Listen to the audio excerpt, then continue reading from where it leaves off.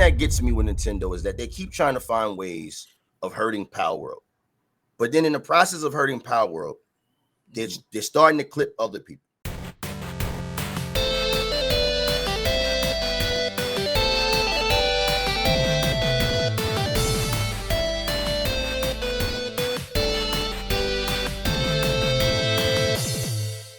Thank you so much, everybody, for joining us for another episode of Megabit Misfits. This is episode number 27. As you can see, it's me and LeeBoy. What's going on, LeeBoy? What's good? What's good? I was missing in action in my ear. I heard you had the APB out on me. Trying to yeah. We had a wanted poster and everything, and now the whole shebang. And everybody that I know that saw that, my play squad that watched, they all had a ball that they laughed their butts off on that one. Great. I appreciate the fact that I made them laugh. Only thing is that now.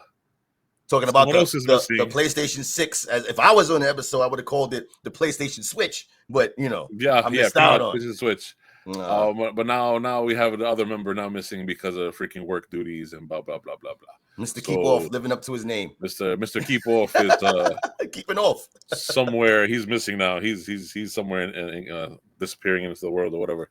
Anyway, so shout outs to Rav. Yes, Mr. Rav. Show up to work sometime. Oh my! I mean, this job. Yeah. I know. Not the other 6 that he has that he actually goes to. Freaking guy. Yes. Reading poetry, and I'm not gonna say that. Oh, you're about to give the inside jokes away. The inside jokes. Yeah, what we got going on? Anyway, so today we're gonna start this off real quick with Borderlands 4 issues. So Borderlands 4 is a big game that a lot of people wanted to look into after the very successful series of the first 3. I'm a fan of the first 2. Part 3 I started playing recently again, and again I got into it for a couple hours and then I just stopped.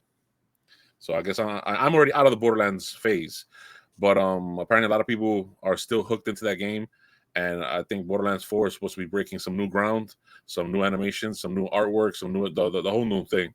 And yet, when it came out for PC, there are problems. So people were complaining of crashes, stuttering, and it's not optimized properly. Something wrong. I read real quick something about a save point or something, and and it's just for PCs. It's running smoother, still with some issues, but running smoother on consoles. So if you have it for Xbox and you have it for PlayStation 5 for the actual console, you're in a better position than for the PC owners. So I don't know if you have any thoughts about that or whatever, but I just think it's just straight up optimization. And as of this recording, I'm pretty sure by the time this video is released, they'll probably have a patch out for that and fixed all that up. Borderlands is a big franchise that it has its ups, it has its downs, and they haven't put out a game in a minute. So I guess people are anticipating a lot. So it's like they wanted it to work out the gate. They're like, nah, we want this to work right now. But again, like I said, hopefully by the time this video is released, there's a patch that went through and fixed all of that. But yeah, right now, Borderlands 4, currently, this is the first day that it released, or the day before it comes out officially, something like that. They officially comes out tomorrow, but I think you get the early pre-order stuff.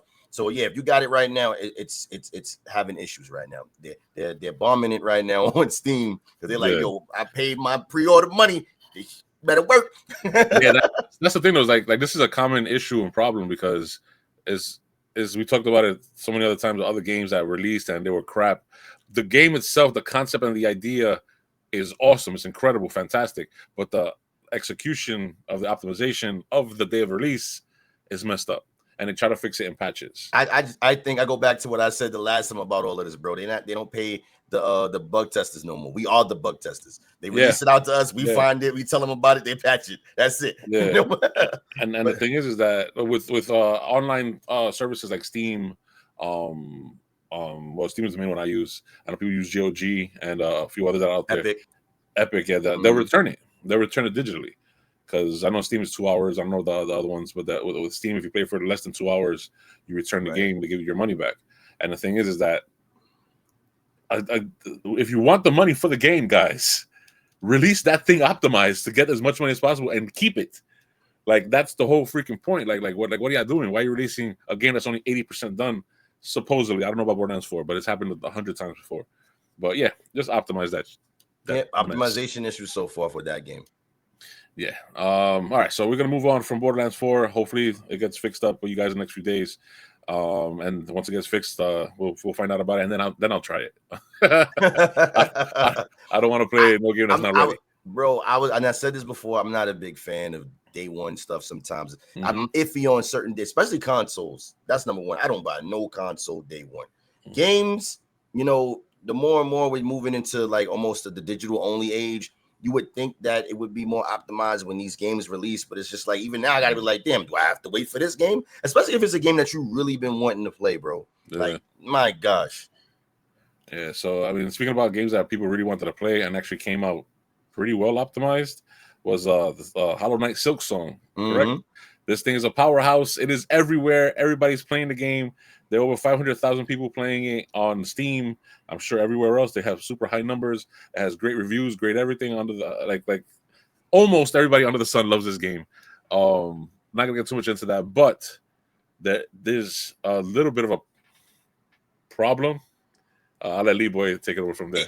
Yeah, it depends on how you look at it. You know, from the standpoint of certain people, like you got people who, because what the issue is with Silksong right now is the fact that there's devs, AAA devs, who are pissed that this game is not being priced at a higher tier.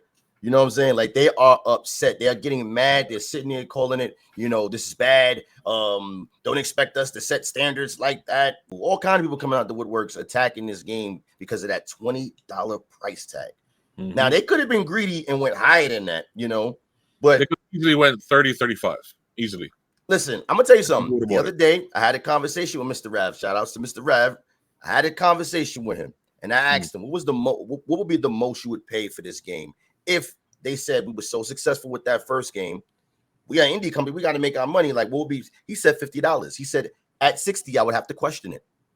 Now, this is coming from now. You know how bad he loves that game. He's a huge fan. And he said 60 is too much. He said, I would have to question it at 60. 50 is the most. I'm surprised he doesn't have a Hollow Knight neck tattoo or some shit. He loves his freaking game so much. He probably going to get like a figure, or not a figure, but you know, like the statue or something. Like, who knows? Who knows? Or a poster or something. He's going to have something.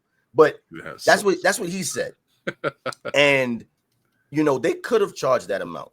But when you look at today's age of gaming, where the greed is high, you got games like Helldivers, right?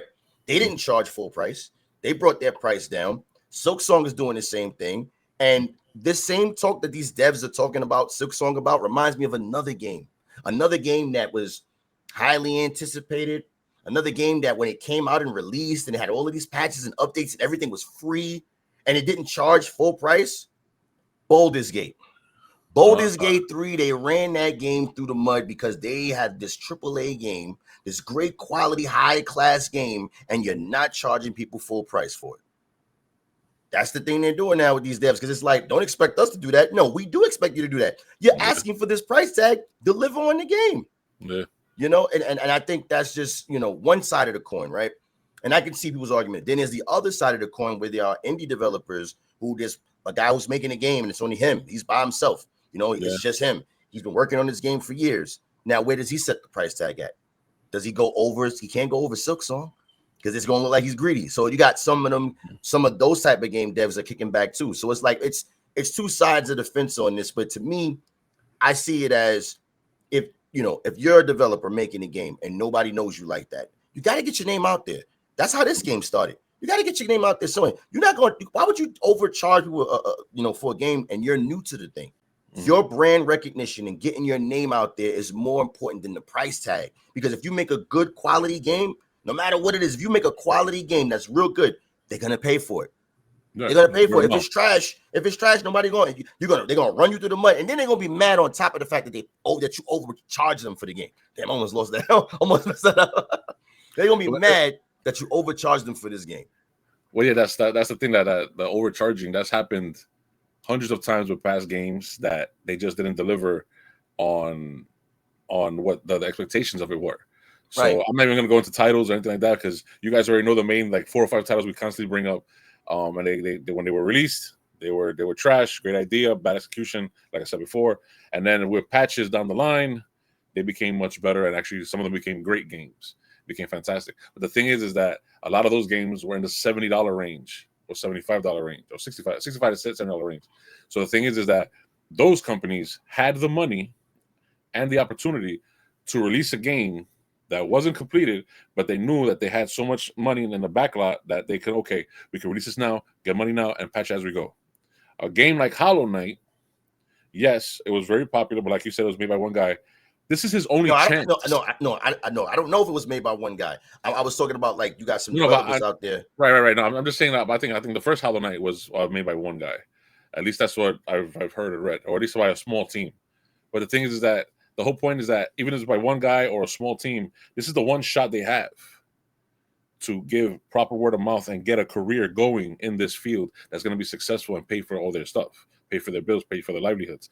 So they're going to bust their ass, make sure the game is as best as possible, and then realize, hey, let's put a respectable price point on it, so that way we know it's going to sell and still get the word of mouth, and it'll sell for a while. Because Hollow Knight, the first one, I think was released, it caught fire, and then it kept like me and Rap talked about it in one of the last videos. It just kept going like up and down, up and down, up and down. For 7 years, it just kept going up.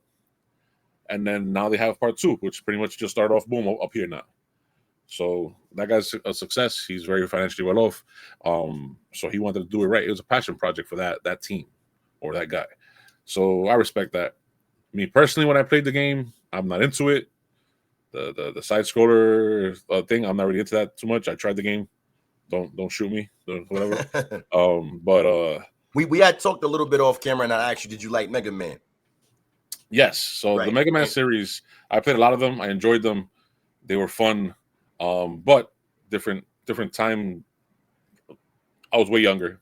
No, totally different mindset. What you saying? Because before I get into that, the reason why I brought up the Mega Man thing to you earlier was because in this game, you know, it just seems like you just got that one small basic attack, but you get other moves. You got to upgrade it. You know, you have to the map, because I'm playing the original game before I get into this one. So if it's anything like the original game, it's like you have this big giant map. They don't hold your hand. So while you're coursing through the map, you're aimlessly wandering through the map. You sometimes run into boss encounters that you didn't know nothing about, and you may not be well enough prepared to fight it, you know, and then you got to get a map.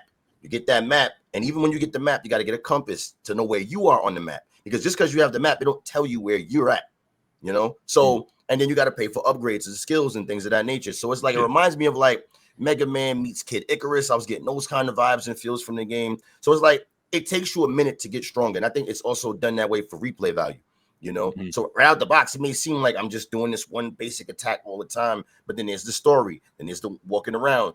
You just can't go places, you know what I mean? So like how Mega Man was, where I have to beat this person to get their ability to go fight that other person. I'm not saying it's in that same vein, but it's kind of in that same field where wandering off, not knowing where you're going into a boss room, you can get outclassed quick. You know, you gotta play the game and really get into it. You know, I'll officially give the game another shot, because I didn't want to give up on it, because like right now I'm playing the altars. I'm playing Hell Is Us. Okay. We're gonna have some future videos with Hell Is Us and the altars, hopefully. And then I still play yet another zombie survivor game, which is an isometric game where you just pretty much just run around in a circle and you shoot and kill zombies. That's one of my favorite games the past 2-3 years, because I've had it for since it came out for 3 years ago now, and I still play it every other day or a few days, because the matches are 10 to 15 minutes. And you just go off on a killing spree of zombies or whatever, and then that's not a roguelike game, is it? No, not really. It's more like a sandbox stage, and the zombies are all attacking you. It's almost like, and you just run around them, avoid them, and kill them as you go. Okay. So it's almost like a leveling up type of thing, but in one spot. But like I don't know. I'll give the game another shot. It's just, I guess, because I was just kind of mentally into the other games, and this one I was like. That has a great hype, but that's what I was going to point out when you said, you know, when you played back then, Mega Man, you was a kid, and now that you're older, it's like that may not be your cup of tea anymore. What happens is a lot of times we do grow out of certain games. That's like me with Nintendo. Like I like some of their games, but me as I'm not the same kid when I was little. Like I always wanted Nintendo to grow with me.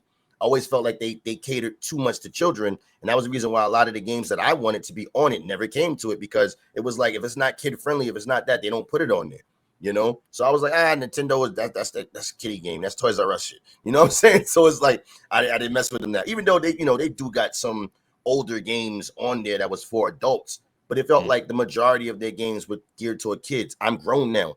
This is not growing with me. It's still showing me past old stuff. Like it's nostalgia for some people, and some people they love that. They love Nintendo in that sense. Yeah, but it's like I'm like, I want this game on there. I want that. You can keep the kiddie stuff. I'll play that too. But when we gonna get this game on there, we gonna get that game on there. I was like, no, we gonna have this. Like, I mean, for the Nintendo stuff, it's kind of happening now with the Nintendo Switch too. They're not Nintendo made games, but they're third party, so you can play. Like Cyberpunk is on Switch too. It's gotten better now.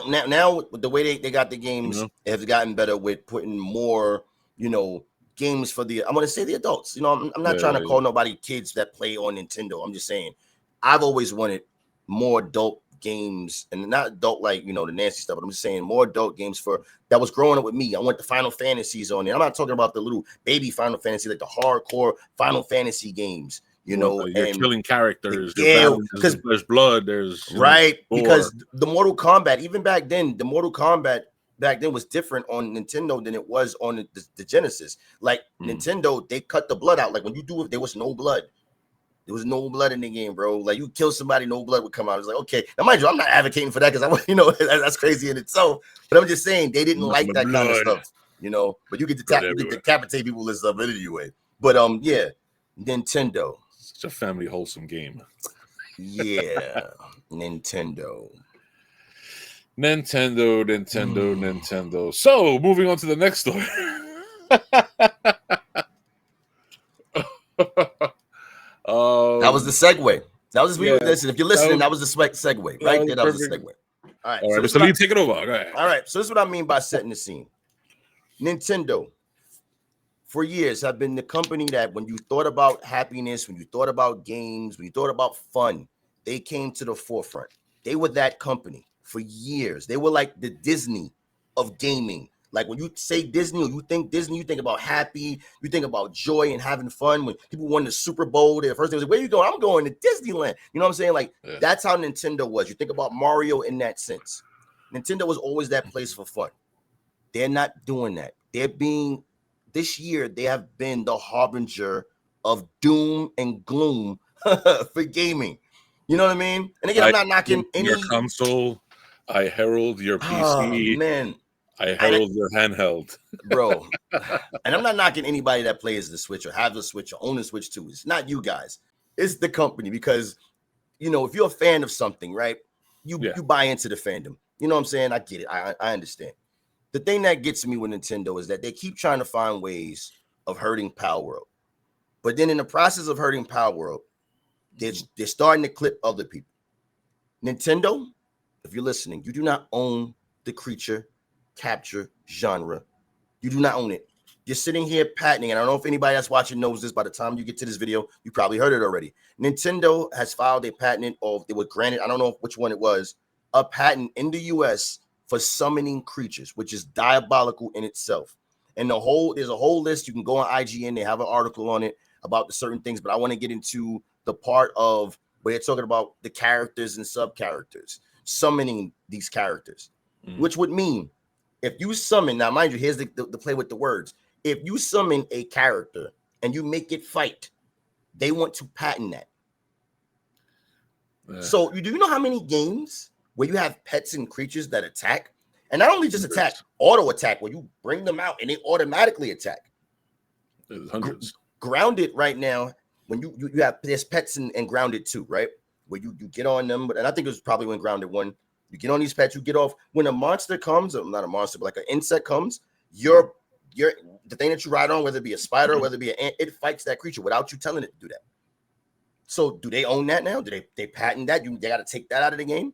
They're taking these mechanics and patenting them, and what you're doing is just stagnating the process of the evolution of games. Like gaming's supposed to be like you create something. I go, let me see if I can tweak that and make it better, because competition makes things grow. The innovation keeps it pushing. And Nintendo, for a company that strived for years on innovation, what are you doing? You know, this is just like how the WB created the Nemesis system, right? They created this Nemesis system, said we're gonna patent it so nobody else could use it. Then they closed the studio, and we're never gonna see it. We probably might never see this being used again. So it's just sitting there. This great system that could be utilized in other games will not happen because you guys said no. We own the patent. We won't let nobody have it, and we're closing the studio that does it. So or at least they'll be delayed by a decade before we use it again. It's diabolical that Nintendo is doing this, man. And I'm gonna tell you straight up, I'm calm right now because I had pretty much all day to vent because before we started recording. But I was super angry. But it's like I want to say this, like I said privately to you and Rav. This is just like how, what if GTA, right? Let's take GTA. GTA is the biggest open world franchise game in history. Imagine if they said, you know what? Because we're the face of open world, like how Pokemon is pretty much the face of creature captures, even though they do not own that. People have been creature capturing before them. There's been open worlds before GTA. Okay, fine. But let's say GTA says, you know, we're the face of open worlds. We don't want nobody using open world. You wouldn't get Skyrim. You wouldn't have Witcher. You wouldn't have Nintendo wouldn't have the Zelda game they just recently put out, the last two. You know what I'm saying? If they took that stance that, you know what, let's patent open world. Let's do that. No Sleeping Dogs, no Cyberpunk 2077, none of these great open world games. We would have none of them if they sat there and said, let's do that. Let's patent this open world thing. And I think this is what's making Nintendo be in a real bad light with a lot of people.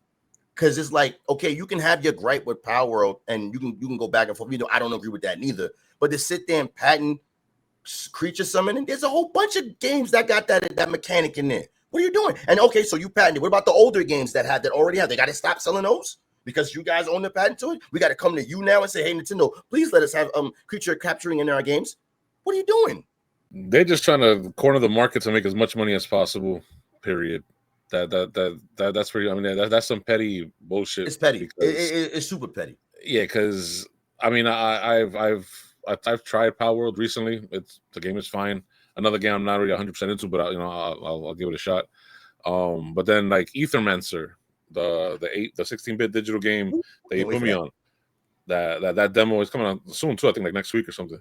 And the demo is a creature capture game, but it's like an old style, like 32-bit, whatever the type of style, and it's fun. It's entertaining. I played it already for like maybe like 2-3 hours or something, and I'm really into that game. So if this was something that would have happened, like let's say a year ago, this game never would have been made unless it had Nintendo. And then if it would have had Nintendo's permission, Nintendo would have said, "Hey, we're gonna put it only on the Switch," because they're bringing in third party, but they're not allowing their games out. So here we go. This is the banger right here. The banger is this: Nintendo and Game Freak are they're upset because they've been coasting, doing the bare minimum with one of the biggest franchises.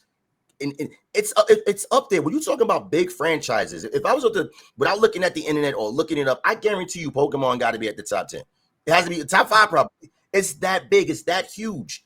They're coasting off doing the bare minimum with this IP. And for the longest, I used to be a big Pokemon fan. I love Pokemon. Believe it or not, as much as I bashed, this, that, and third, and I don't play it no more, but I was a big Pokemon fan, bro. Big Pokemon fan. And it's like the more and more, and Kruger, if you're watching this, he can testify this. Hit the comment section, Kruger. I've always told this guy, I would buy a Nintendo Switch when they release a GTA version of that game, an open world. I told him, imagine this. What if they had an open world Pokemon game? An open world where the creatures are out and they're moving out and about, and you're running up to them and you're throwing the ball, you're catching them. And then Arceus came out, Pokemon Arceus dropped, and I was like, ooh, I might have to buy a Switch for this game. But then something in my gut said, they've been coasting off the bare minimum for the longest. You think they're going to do this justice? Let's look at some pictures and let's look at some gameplay. And I'm like, that don't look too good. Got it from my daughter, had her play it, and I'm like, this looks like trash. I was about to spend $300 on a Switch for this. No. And then along came a game called Palworld. And then what happened? Blew my expectation. And I fell head over heels for this game. I love Palworld. Palworld is everything that I wanted. And then some stuff I didn't even know I wanted in a creature capture game, like the survival crafting, because I love that. So you telling me I have survival mechanics and creature captures put together and guns? And here's the craziest kicker. You a company that got way more money than Pocket Pair. How they outbeat you? And you got one of the biggest franchises. And you mad because now you got competition? Are you serious? Because think about it, if they came out with a really, really good Pokemon game, it's a wrap. That IP is just so big. You know, people gonna swear by it, die by it, all of that. That's how big that IP is. But they're not doing that because they want to continue to do the bare minimum. Like what they should have done 100% was like you said, look at Palworld, look at what they did, and instead of trying to play the suing game, they should have just developed a better game to show who's boss. But they like, hey, listen, we got the characters. Yeah, we got the characters, we got the story, we got the lore, we have the popularity. And you guys feeding off of that. So now what we're gonna do is we're gonna take your game, we're gonna create our game, destroy your game, and your little game is gonna go by. I mean, it'd be actually kind of crueler if you think about it. If they would have just developed the game. I think Power would have still been around, but the fact that the characters of Pokemon have been around for so long and people know about it, like it's more well known. The lore of that game, or the lore of that franchise of Pokemon is so well. Look at Pokemon Go. Let's use that as an example. You remember how people that never knew nothing about Pokemon was outside with their phones, like meeting new people. Hey, how you doing? That's how powerful Pokemon was, bro. Or is. The franchise is huge. And you're sitting on it and you're doing nothing. Absolutely nothing. And the thing about it is that this company who came literally from out of nowhere exposed you. What's your take on the whole summoning characters patent? It's weird to me. I mean, I don't have a lot to say about it because I honestly didn't do enough research on it or read up on it, what the new patent is. Did they say if it was a rumor or if it's confirmed? Real quick. No, it's confirmed. They filed for the patent in the US. Okay. For summoning, it depends on how the wording of the summoning is, because summoning in Palworld and Pokemon, I don't consider the same as summoning in like a game like Final Fantasy or those type of RPGs. The way they word it is a little weird when it comes to like throwing the object at a character, or using that character when you have no control over it or anything like that. So that wording plays around with it to maybe allow for some wiggle room for the other RPGs to legitimately be able to still have those elements in their game. I don't like the idea of mechanics being patented in general. I agree with that from what we talked about earlier off camera. The same thing went along with the whole Warner Brothers patenting the Nemesis system and things like that. I didn't like it back then. I don't like it now. So, I agree with that for all those systems. It sucks that, things like that get taken away from other games and from other developers, and them not being able to use those things in their videos or in their games rather. Hopefully there will be some kind of laws or regulation or something that comes along later down the line where those things can't be patented because they're tools. They should be considered as tools and ideas rather than art. They're not the actual art. They're the tools to make the art. So that should be available to everybody. You know what I mean? So I agree with that as far as those things go. But it really depends on how the wording is in the patent and if it's available to other developers to tweak and play with. Or, I mean, there's things like copyright where you can pay to be able to use that patent and things like that. And, the terms of limitations where those patents go out of time. So maybe over time, these things will become available to other developers later on too. So it's a whole big mess then that I'm not smart enough, or I'm not educated enough to know how that works in the game development space. And I think that, there's people way smarter than us, and we don't develop games. And the people that do develop games understand the wording in that paperwork and those patents, and may be able to decipher it better than us, and maybe be able to play around with it. So that's you'd have to be some sort of freaking a lawyer for right. That's what I was gonna say. Let the lawyers handle it. Yeah, to probably break down all the contracts and what's legal and what's this. Where are the loopholes that I can use this by going through here and filing for this and filing for that. That's where the IGN article talks about. It was an IP lawyer that was speaking on behalf of it and was giving the rundown about this, that, and the third, bop, bop, bop, bop. And according to them, this is what they're going for. Now, it could be ambiguous, but that's how they do it. You're not going to say flat out what you're trying to do because you're trying to catch someone. You know what I'm saying? You're catching them off guard. So because you tell them straight out, you're trying to catch them in the act. And that's what they're doing with this patent, because the whole thing, like, for example, they use the word characters, right? So I had my buddies in the play squad, again, shout out to you guys. They were like, well, what if you make a game about summoning dogs? And what I said is pretty much the word character doesn't matter if you're talking about an animal, person, it's a character. That animal is still considered a character in the medium. Like, for example, Olaf, right? Let's use Frozen, for example. Olaf is an object that was made out of frost. He's a character.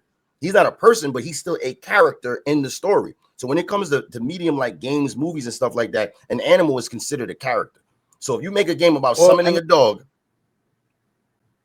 look, think about it a little bit like this. When you're filming a movie, right? You have your cast of characters, right? Mm-hmm. You're not naming every single background person that walks by. They are, extra, but their name isn't casted in there. So would that still be considered a character? Yes, because they get credit. Extra. Technically, got it. No, got it. Technically, they wouldn't be considered a character. They hold no significance in the storyline or in what's playing out on screen. They also mention the fact of when you have a character that you like, other characters that you cannot control. They mentioned that in the line of dialogue. So usually a lot of times when you have these games, you have 2 or 3 characters. By the time you're able to summon a character, now again, we're going away from Palworld Pokemon style game. When you're able to summon a character, you have 2 or 3 other characters there that are with you in your party. That's as usual RPG protocol. Before you get to the summonings, you usually have a cast of characters that you're going back and forth with. Like he pointed out, this is not good. And I really hope that this doesn't become a standard, for other people to think that, we can do that too. Because then we get, like he said, and like I said, the Nemesis system debacle, where we won't have this in games because they're just going to hold on to it and stifle innovation in the system.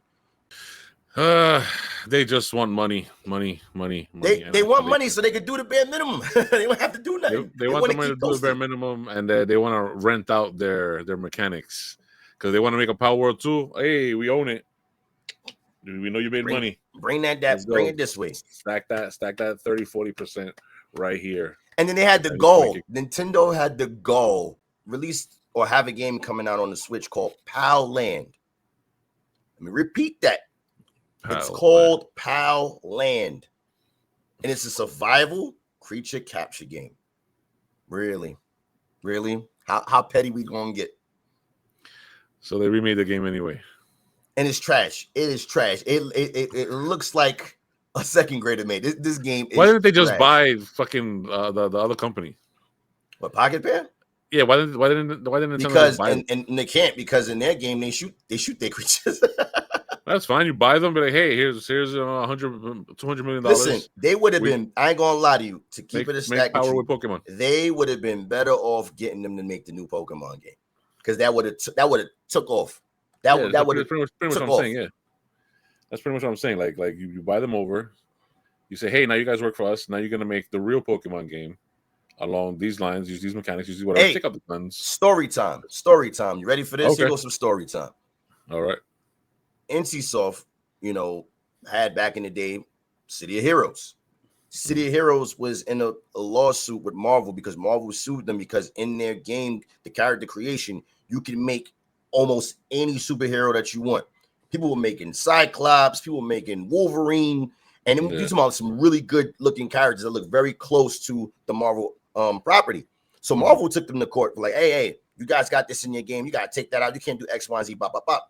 But the courts ruled that even though you can do this within the game, it's not something that's set in the game. Meaning the game didn't release with people with Wolverine and Batman and all of these. Well, I said Batman, but Cyclops, the Marvel characters, even the Hulk.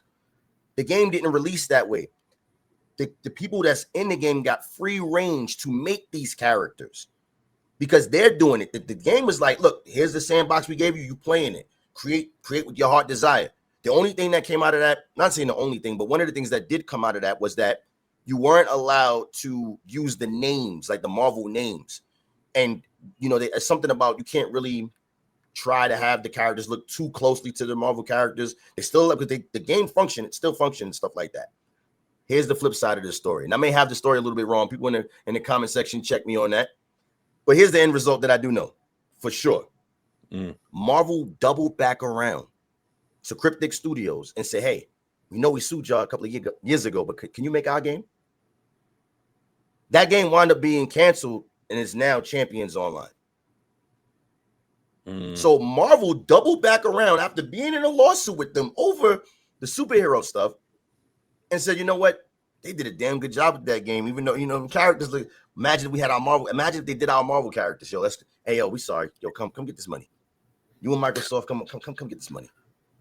So when you said, you know, why not Nintendo buy Pocket Pair to have them make the Pokemon game? They could have easily did that, but Nintendo was so full of themselves, they didn't think nobody could touch them. They thought they were untouchable, that nobody going to touch Pokemon. It's too big. It's too big. There's nothing that's going to come along. And here's the crazy part. This game has been in development for a while. They released trailers. They released all kind of stuff. People were calling it Pokemon with guns. It was to the point where the game was quiet for like a year and some change. And people thought that it was never going to come out. Then when it dropped, it was like, oh, snap. And everybody and their mama looking around. So, again, Nintendo, you got to do better. That's all. You got to do better. Right now, y'all got PlayStation heat with me. Y'all got nuclear PlayStation heat with me. And Nintendo released the freaking the Zelda games for PC. No, that ain't happening. Damn it. That ain't happening. I'm not buying a Switch. Nintendo, listen. I'll Switch 2 anyway. I'm not buying a Switch 2. Nintendo is not playing that game. They want all the monies. They want it all over there. Every time I turn around, and and you can check me on this too, and people in the comments, like, every time I turn around, there's something going on with these guys. And it's not in a good way neither. I'm least this year. This year, yeah. Right now, yeah. They, like I said, they on PlayStation heat with me. You got me talking about right now that the Sonic game, and they could be totally wrong about this. They're talking about the Sonic game is better than Mario Kart World. You know what I'm saying? I'm like, racing one? Yeah. And I'm like, I haven't played it to confirm that, because one thing I can say, like I've always said, Nintendo make fun games, except for the Pokemon ones. That's the one franchise I feel they fall off on, the one they slack on the most, because they know it's just going to sell regardless. And it seemed like they carried that mentality into their other games, into their console, into their pricing, into everything that they do now. It's like, oh, we're Nintendo. No one's going to touch us. We're good. We're all right. I mean, it sucks overall. They'll probably get it patented. Hopefully somebody will overrule it and be like, it's a mechanic that's used that you guys created, but if it affects so many other businesses and it might affect a certain level of the economy, they'll probably be like, there's going to be some limitations to this rule or whatever. Like past games that are already out, that you can't touch them, and future games have to come to you for permission or something, but not for you to totally own the game, but for you to probably get a percentage of sales if they use your mechanic. So if that's the point of it, then that's been done a dozen times in many industries, so that they can feed the web of money going to different places. But just like online, if we use a video from a popular video in one of our reels or in one of our videos, we might get demonetized or we might get a warning or something like that. I'll give you one even better. I'll use it in gaming terms. For every Xbox sold back when the original Xbox sold, and the 360, and up until now, if they have the disc slot, every time an Xbox sold, Sony got paid. Why? Because the inside your Xbox is a disc tray, and what do you use? You use your physical media as discs. So I get paid. So you can go ahead, sell your Xboxes. I'm still getting paid off that. It may not be a lot, because I'm pretty sure everybody and their mama making the play, but just the point of the fact of the matter is that that's a flex that they can always say, yeah, that's right. We get paid we get a couple of pennies off that. If they didn't lend it out to Xbox to get a couple of cents off everyone, Xbox would have came up with something else.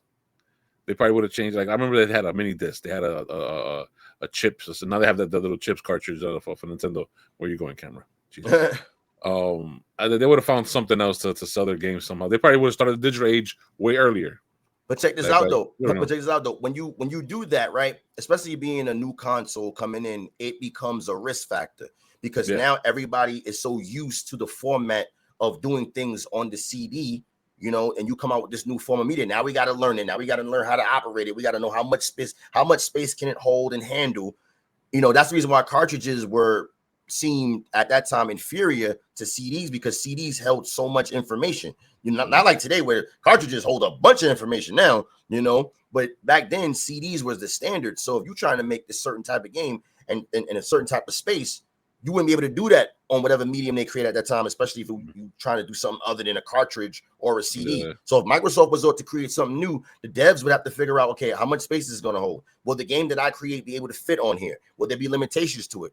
You know, because, you know, playing on a cartridge and how much that can hold compared to a CD is totally different. So I agree with you. They probably would have created something new, maybe, but it probably would have been better for them to say, look, we want these games on here. I ain't got time for that dev team to learn this new software for us. You know what I mean? Yeah. You know. I mean, it just reminds me of the family that owns the right to the credit card strip. There's one family that owns the rights to the strip on all your debit cards or your credit cards or anything you pay. That black line? Yeah, so every time you swipe your card, like 2 cents, you know how you get charged fees to use your card. Like, why am I getting charged fees to use a freaking credit card if it's my card? It's because that you only rent that strip.